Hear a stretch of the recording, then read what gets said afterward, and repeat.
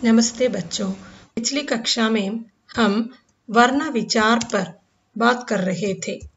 तो वर्ण विचार पर हमने देखा कि वर्ण क्या है,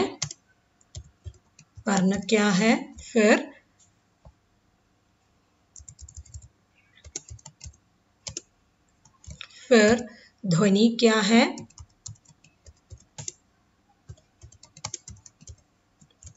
भाषा क्या है,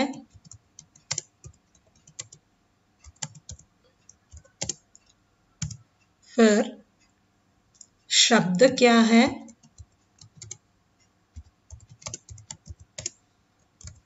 फिर वाक्य क्या है।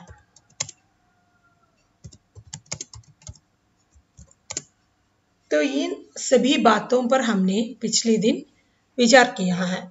तो वर्ण क्या है आप बताइए। वर्ण जो है लिखित भाषा के उस छोटे से छोटे खंड को वर्ण कहते हैं जिसका फिर से टुकड़ा नहीं किया जा सकता। तो एक उदाहरण के तौर पर मैंने आपको समझाया था गोपाल, ऐसे एक उदाहरण मैंने लिख के उसके माध्यम से वर्ण क्या है यह समझाया था। आगे हमें देखना है कि ये हल माने क्या होते हैं। हल माने क्या होते हैं, हल क्या है।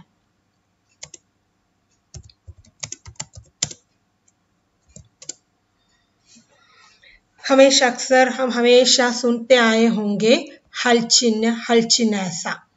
तो ये हल चिन्ह क्या है कि ये हल चिन्ह ये है कि जो कभी कभी जो शब्दों के जो ध्वनियों के जो नीचे इस प्रकार के वो चिन्ह लगाए जाते हैं उसे ही हम हल चिन्ह कहा करते हैं। देख लेते हैं वो क्या है।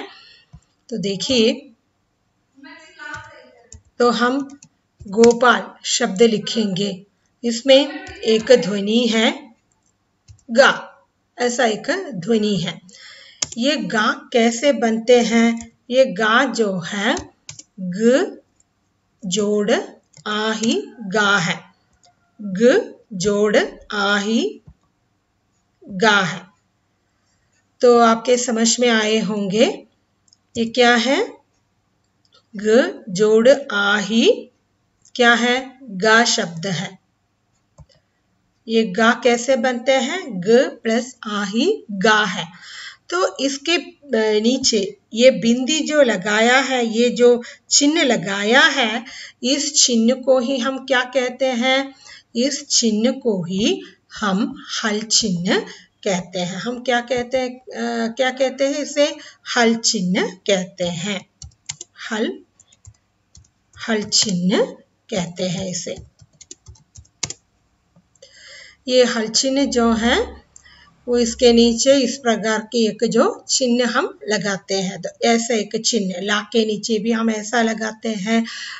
फिर सभी जो क के नीचे भी लगाते हैं, म के नीचे भी लगाते हैं और क के नीचे भी, क के नीचे भी जो ये चिन्ह जो है लगा देते हैं। इसे ही हम क्या कहते हैं, इस चिन्ह को ही हम हल चिन्ह कहते हैं। ऐसा जो हर एक जो ध्वनि के नीचे इस प्रकार कोई चिन्ह आप देख लेंगे तो उसे क्या कहते हैं, उसे आपको कहना है, उसे हल चिन्ह कहना है। तो अब देखिए, सामान्यतः हम जो है बोलते समय, सामान्यतः हम बोलते समय जो है बहुत सारे जो वर्ण बोलते रहते हैं, बहुत सारी ध्वनियों को बोलते रहते हैं। तो हम सोचेंगे कि ये एक वर्ण है। हम जिस ध्वनि को एक वर्ण समझकर बोलते हैं, उस ध्वनियां सिर्फ एक ही वर्ण से नहीं होंगे, उसमें दो से अधिक वर्ण मिले हुए होंगे। दूसरे शब्दों में कहेंगे तो उसमें जो है आ मिले होंगे। तो हम जो है का शब्द बोलते हैं, आपकी समझ में आने के लिए मैं बता रही हूं। हम जो है का शब्द बोलते होंगे, का शब्द बोलते होंगे। का शब्द कैसे बनते हैं, का शब्द कैसे बनते हैं, क प्लस आ ही का क्या है, का है। क प्लस जो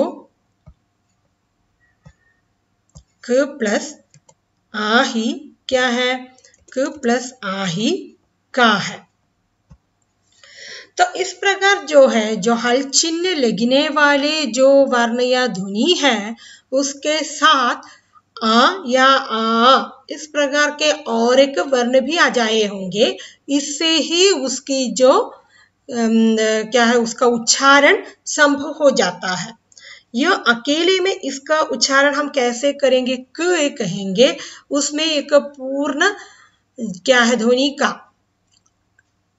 पूर्ण ध्वनि का एक रूप अंकित नहीं होते, तो उसके साथ जो आ लगने पर ही ये एक पूर्ण ध्वनि का रूप बन जाते हैं। तो अक्सर हम ऐसे समझ के बोल लेते हैं कि ये एक पूर्ण ध्वनि होंगे, लेकिन ये क जो है ये एक पूर्ण ध्वनि नहीं होते, उसके साथ जो है आ जैसे जो चिन्ह वर्ण भी लगाने पर ही यह पूर्ण रूप से उच्चारित हो सकता है। तो इस प्रकार कहने का तात्पर्य यह है कि जो क और म प ये सब जो है हल चिन्ह से युक्त वर्ण है। ये सब जो है हल चिन्ह से युक्त है। इसके साथ यह म प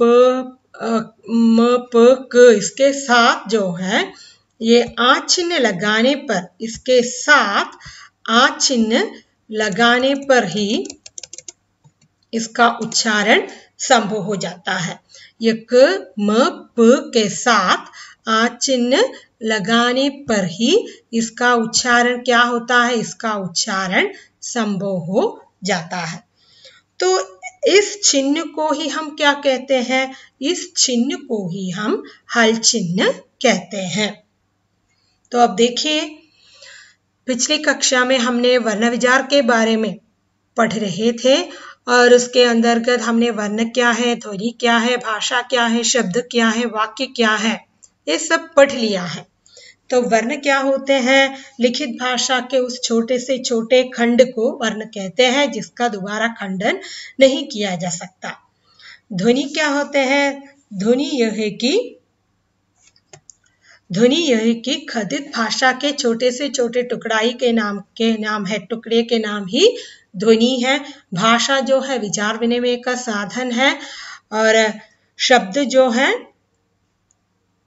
ध्वनियों के जो सार्थक समूह ही शब्द है, शब्दों के योग से ही वाक्य बनते हैं। तो ये सब हमने पढ़ लिया है। आगे हमें पढ़ना है हल चिन्ह क्या है। ये हल चिन्ह जो है अक्सर हम इस प्रकार के एक चिन्ह देखते आए होंगे, यही हल चिन्ह है। दूसरे शब्दों में कहेंगे तो हम अक्सर कुछ ध्वनियां ऐसे बोलते जाएंगे कि हमें लगेगा ये एक वर्ण है, लेकिन ये खुद एक वर्ण नहीं होते, उसके साथ आ चिन्ह लगने पर ही उसका जो उच्चारण संभव हो जाता है। उदाहरण के लिए जो का शब्द जो है वो क प्लस आ से बने हैं। इस प्रकार जब क म प जो है आ जोड़ने पर ही इसका उच्चारण संभव हो जाता है। तो इस प्रकार के क म प इसके जो नीचे की जो इस प्रकार के उस चिन्ह का को ही हम क्या कहते हैं? हल चिन्ह कहते हैं। तो मलयाളം में मैं आपको एक बार फिर समझाऊंगी। കഴിഞ്ഞ ക്ലാസ്സിൽ നമ്മൾ വർണ്ണവിചാർ ആ പാഠമാണ് പഠിച്ചുകൊണ്ടിരുന്നത്. അതിൽ നമ്മൾ വർണ്ണവിചാർ എന്താണ്, ധ്വനി എന്താണ്, ഭാഷ എന്താണ്, ശബ്ദം എന്താണ്, വാക്യം എന്താണെന്നൊക്കെ പഠിച്ചു കഴിഞ്ഞു. വർണ്ണം എന്ന് പറയുന്നത് സംസാര ഭാഷയിലെ ഭാഷയുടെ ഏറ്റവും ചെറിയ ഖണ്ഡത്തെയാണ് നമ്മൾ പറയുന്നത് വർണ്ണമെന്ന്. അതിനെ നമുക്ക് വീണ്ടും വിഭജിക്കുവാൻ സാധിക്കുകയില്ല. ധ്വനി എന്ന് പറയുന്നത് സംസാര ഭാഷയിലെ ഏറ്റവും ചെറിയ അംശമാണ്. ഭാഷ നമ്മുടെ വിചാരങ്ങൾ പരസ്പരം കൈമാറുന്നതിന് ഉപയോഗിക്കുന്ന ഒരു ഉപാധിയാണ്. ശബ്ദം എന്ന് പറയുന്നത് അർത്ഥപൂർണമായ ധ്വനിയുടെ കൂട്ടത്തെയാണ് ശബ്ദം. ഈ ശബ്ദങ്ങൾ ചേർന്നാണ് വാക്യം ഉണ്ടാകുന്നത്. ഇനി നമുക്ക് പഠിക്കുവാനുള്ളത് ഹൽ എന്ന് പറഞ്ഞാൽ എന്താണ്, ഹൽ ചിഹ്നം എന്ന് പറഞ്ഞാൽ എന്താണ്. നമ്മൾ പലപ്പോഴും പല വർണ്ണങ്ങളുടെ താഴെയും ഈ ഒരു ചിഹ്നം കണ്ടിട്ടുണ്ടാവാം. ഇതാണ് ഹൽ ചിഹ്നം എന്ന് പറയുന്നത്. മറ്റൊരു രീതിയിൽ പറഞ്ഞാൽ പലപ്പോഴും നമ്മൾ ഉച്ചരിക്കുന്ന ധ്വനികളെല്ലാം നമ്മുടെ വിചാരം അത് ഒരു വർണ്ണമാണ് എന്നാണ്. പക്ഷേ ഈ വർണ്ണം പൂർണ്ണമായി ഒരു വർണ്ണമാകണമെന്നില്ല. അതിനോടൊപ്പം ആ ശബ്ദം കൂടി ചേർക്കുമ്പോഴാണ് അതിന്റെ ഉച്ചാരണം സംഭവ്യമാകുന്നത്. ക എന്നുള്ള ഒരു ധ്വനി ഇത് ക പ്ലസ് ആ ചേർന്നാണ് ഉണ്ടാകുന്നത്. ഈ ക മാത്രമായിട്ട് നമ്മൾ ഉച്ചരിക്കുമ്പോൾ ഇതിന്റെ സ്വതന്ത്രമായി ഉച്ചാരണം സംഭവമാകുന്നില്ല. അത് ഉച്ചാരണം സംഭവമാകണമെങ്കിൽ അതിനോടൊപ്പം ആ എന്നുള്ള ഒരു ധ്വനിയും കൂടി ചേർക്കേണ്ടതായിട്ട് വരുന്നു. ഇങ്ങനെ ക മ പ ഇത്തരം വർണ്ണങ്ങളുടെ താഴെ കൊടുത്തിരിക്കുന്ന ഈ ചിഹ്നങ്ങളെയാണ് നമ്മൾ എന്ത് പറയുക? ഈ ചിഹ്നങ്ങളെയാണ് ഹൽ ചിഹ്നം എന്ന് പറയുന്നത്.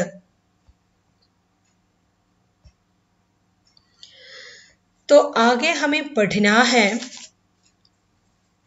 वर्णों के कितने भेद हैं. वर्ण के कितने भेद हैं. आगे हमें क्या पढ़ना है? वर्ण के कितने भेद हैं. वर्ण के भेद. तो कहा जाता है कि वर्ण के मुख्यतः 2 भेद हैं. वर्ण के कितने भेद हैं? 2 भेद हैं. वो क्या क्या है? वर्ण के 2 भेद. पहला भेद है स्वर वर्ण और दूसरा जो है व्यंजन वर्ण. तो ये तो आप जानते होंगे, छोटी जो कक्षा में आपने वर्णमाला पढ़ लिए होंगे. वो वर्णमाला की जो बातें ही हम यहाँ पर पढ़ रहे हैं.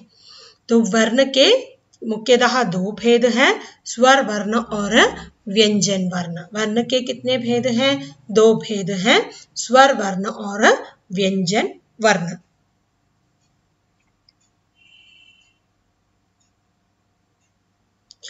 तो ये आपके किताब में यही बताया गया है कि वर्ण के 2 भेद हैं. जो पहला जो है आ की जाति का और दूसरा जो है का की जाति का. कहने का मतलब है आ की जाति माने स्वर वर्ण आप तो जानते हैं, अ आ ई उ ऊ इर ए आई ओ औ अम. और व्यंजन भी आप जानते हैं, क वर्ग त वर्ग प वर्ग ट वर्ग इस प्रकार. तो आगे हमें हर एक के बारे में अच्छी तरह पढ़ना आवश्यक है. हर एक क्या होते हैं. ये स्वर वर्ण माने क्या है? ये स्वर वर्ण माने जो वर्ण बिना किसी अन्य वर्ण की सहायता के अकेले ही बोले जा सकते हैं. अन्य वर्ण की सहायता के बिना, अन्य वर्ण की सहायता के बिना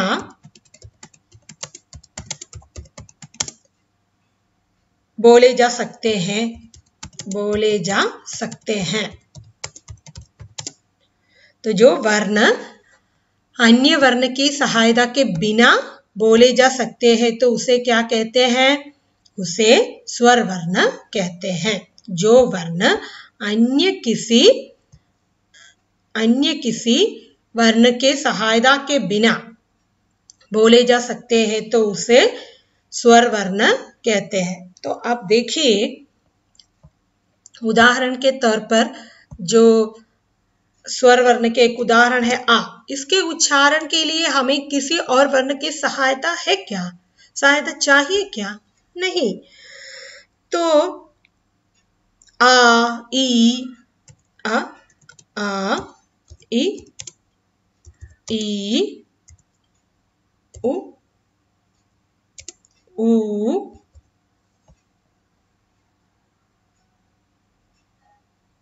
ऊ. तो इस प्रकार जो है, फिर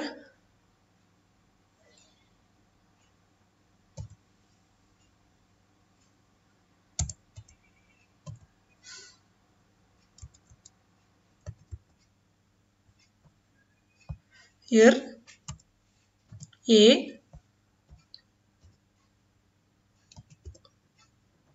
आई ओ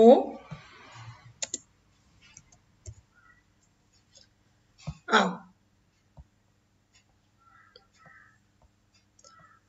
तो ये सब क्या है? ये सब ही स्वर वर्ण है. ये तो आप जानते हैं स्वर वर्ण क्या है और व्यंजन वर्ण क्या है. तो इस प्रकार तो अन्य वर्ण की सहायता के बिना जिसका उच्चारण संभव हो तो उसे हम क्या कहते हैं? उसे हम स्वर वर्ण कहते हैं। अन्य वर्ण की सहायता के बिना जो बोले जा सकते हैं, जिसका उच्चारण संभव हो, उसे हम स्वर वर्ण कहते हैं। तो इसका उदाहरण है आ इ उ इर ए आई ओ औ। ये सब क्या होता है? ये सब जो है स्वर वर्ण है, जिसके उच्चारण के लिए अन्य किसी वर्ण की कोई सहायता हमें नहीं चाहिए।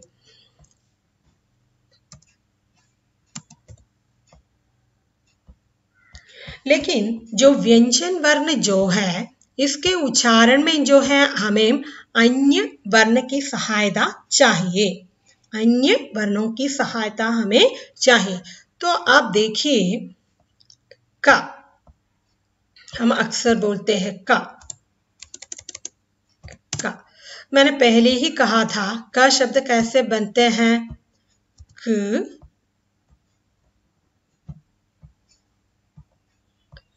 प्लस आ ही क्या होता है? क प्लस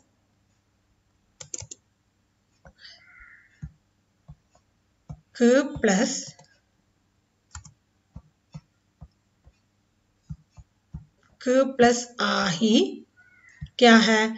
क प्लस आ के मिलाव से ही क शब्द बनते हैं। एक बार फिर मैं आपको बता दूंगी।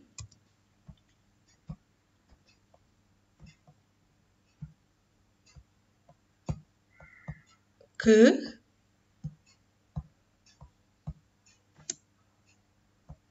जोड़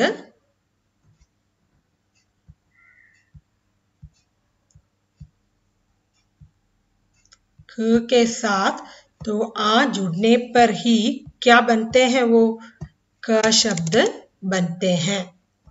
तो इसका उच्चारण क्या है? इसका उच्चारण स्वतंत्र रूप से हम कर नहीं सकते। इसका उच्चारण, ये क का उच्चारण हम स्वतंत्र रूप से कर नहीं सकते। इसके साथ आ लगने पर वो का बन जाता है, फिर ही इसका उच्चारण हो जाता है। तो इसलिए कहा करता है कि व्यंजन वर्ण का उच्चारण किसी अन्य वर्ण की सहायता से ही हो जाते हैं। किसी अन्य वर्ण की सहायता से जो बोला जाता है उसे हम व्यंजन वर्ण कहते हैं। किसी अन्य वर्ण की सहायता के बिना जो बोला जाता है उसे हम स्वर वर्ण कहते हैं। तो आपके समझ में आए होंगे वर्ण के जो दो भेद होते हैं। वर्ण के कितने भेद हैं?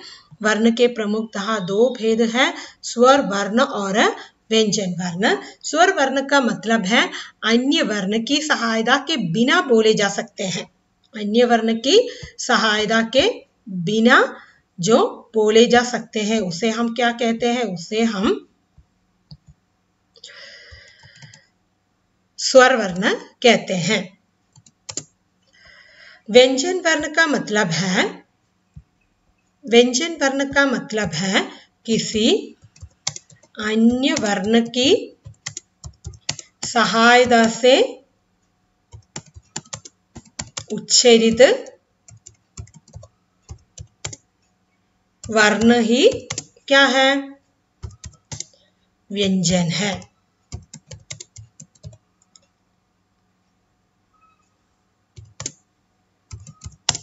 किसी अन्य वर्ण की सहायता से उच्चारित वर्ण ही व्यंजन वर्ण है।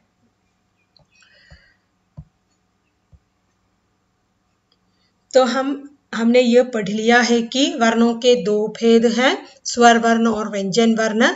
स्वरों के जो उच्चारण के लिए किसी अन्य वर्ण की जरूरत नहीं होते, किसी अन्य वर्ण की सहायता के बिना जिसका उच्चारण होता है उसे हम स्वर वर्ण कहते हैं। किसी अन्य वर्ण की सहायता से जो उच्चारित होते हैं उसे हम व्यंजन वर्ण कहते हैं। तो कहा करता है कि जो स्वर वर्ण जो है, हिंदी में स्वर वर्ण कितने होते हैं? हिंदी में स्वर वर्ण 11 होते हैं। 11 वर्ण ही हिंदी में हैं। और व्यंजन कितने होते हैं? व्यंजन हिंदी में व्यंजन वर्ण जो है 33 होते हैं। 33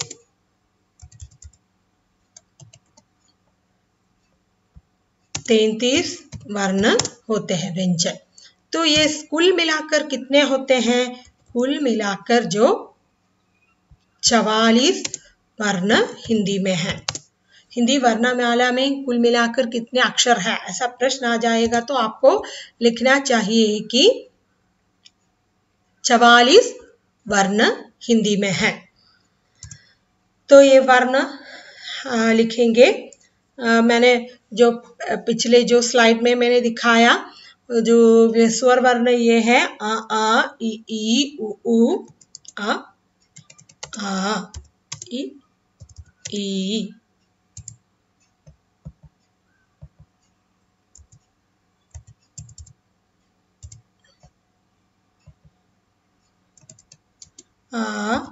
ई ई उ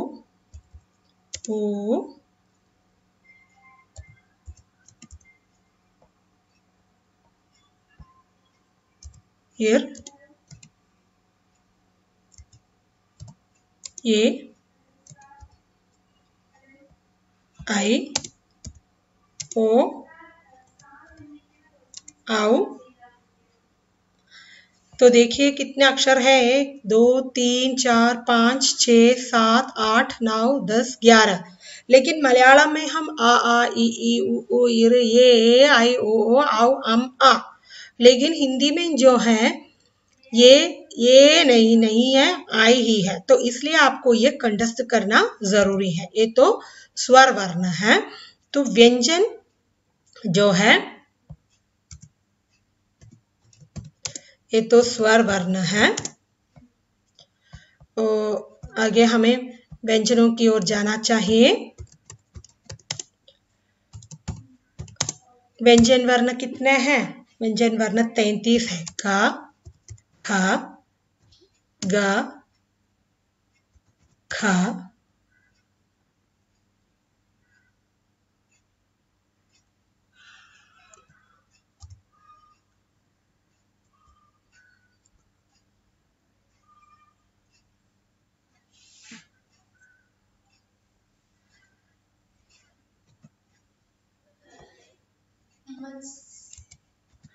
क, ख, ग, ख, ङ।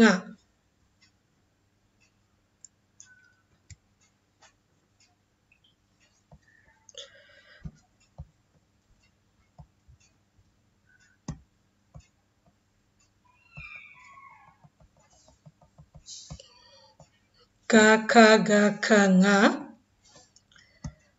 और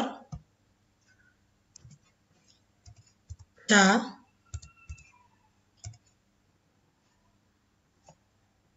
छ, छ, ज, छ,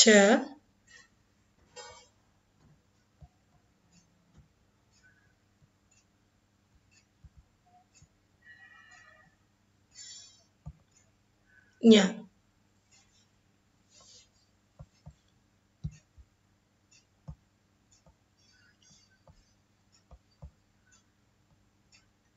छ, छ, ज, छ, क, ख, ग, ख, ङ,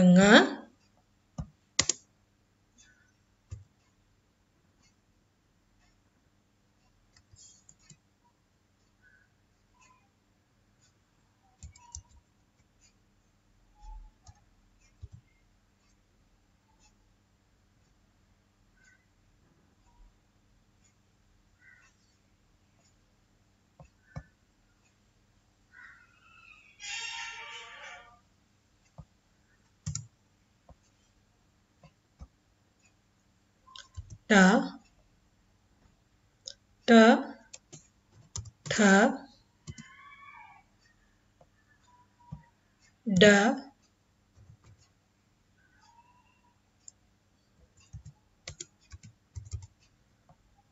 ठ, न, त, थ, थ, द, थ, न, प, फ, ब, ब, भ म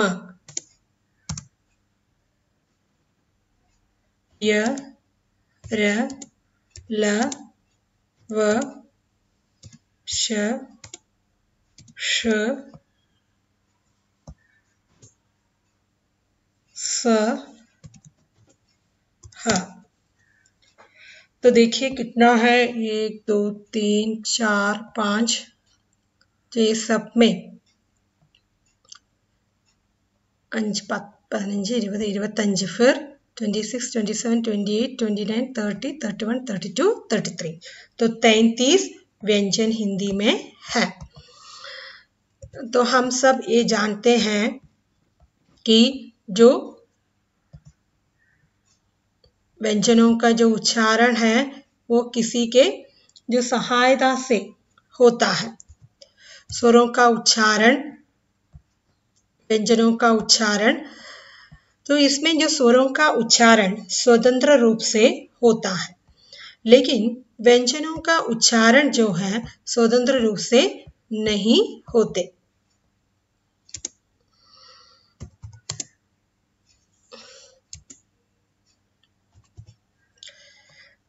इसका उच्चारण तो किसी व्यंजनों के उच्चारण के लिए अन्य वर्णों की सहायता चाहिए।